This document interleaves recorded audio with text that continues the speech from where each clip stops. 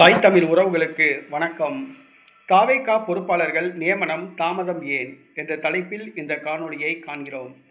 தமிழக வெற்றி கழகத்தை கடந்த பிப்ரவரி மாதம் தளபதி விஜய் ஆரம்பித்தார். விஜய் மக்கள் இயக்கத்தின் மாவட்ட பொறுப்பாளர்கள் அனைவரும் மாவட்ட செயலாளர்களாக செயல்படுவார்கள் என்று புஷி ஆனந்த் அறிவித்திருந்தார். இந்த சூழ்நிலையில் வருகிற 2026ஆம் ஆண்டு நடைபெறவுள்ள தமிழக சட்டசபை தேர்தலை எதிர்கொள்ளும் பொருட்டு தமிழக வெற்றி கழகத்துக்கு பொறுப்பாளர்கள் நியமிக்கப்பட உள்ளனர். கிளை கழகம், ஒன்றிய கழகம், மாவட்ட அமைப்புகள் மற்றும் பேரூராட்சி, நகராட்சி, மாநகராட்சி மற்றும் மாநில பொறுப்புகளுக்கு விரைவில் பொறுப்பாளர்கள் நியமிக்கப்பட உள்ளார்கள். ஆகவே இன்னும் இளைஞரணி, மகளிரணி போன்ற துணை அமைப்புகளுக்கும் பொறுப்பாளர்கள் நியமிக்கப்பட உள்ளார்கள். ஆனால் பொறுப்பாளர்கள் நியமனம் தாமதமாகி வருகிறது. இது தொண்டர்களுக்கு சற்று வருத்தத்தை தருகிறது.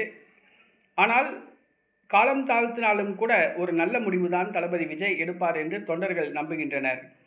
அதாவது நன்றாக செயல்படக்கூடியவர்களை, கட்சியின் உண்மையான விசுவாசிகளை இந்த பொறுப்பில் நியமிக்க முடிவு செய்துள்ளார்.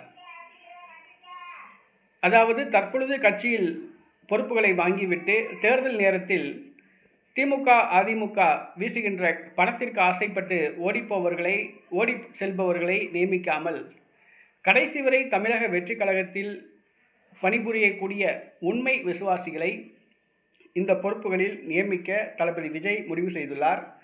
ஆகவே சிறிது காலதாமதம் ஆகிறது. அதேபோன்று பொருளாதாரத்தில் ஓரளவு தன்னிறைவு பெற்றவர்களையும் இந்த பொறுப்பில் நியமிக்க முடிவு செய்துள்ளார். ஏனென்று சொன்னால் பொறுப்புகளில் நியமித்துவிட்டு பொறுப்பாளர்கள் பொருளாதாரத்தில் பின்தங்கியிருந்தால் கட்சி பணிகளை சரிவர செய்ய முடியாது. கட்சி பணிகளில் தொய்வு ஏற்படும். ஆகவே அந்த இடங்களில் தாவேகாவுக்கு பின்னடைவு ஏற்படும். ஆகவே ஓரளவு பொருளாதாரத்தில் தன்னிறைவு பெற்ற உண்மையான விசுவாசிகளை இந்த பொறுப்புகளில் நியமிக்க முடிவு செய்துள்ளதால் சற்று தாமதமாகிறது. ஆனால் விரைவில் இன்னும் ஒரு 10-15 நாட்களுக்குள் தமிழக வெற்றி கழகத்தின்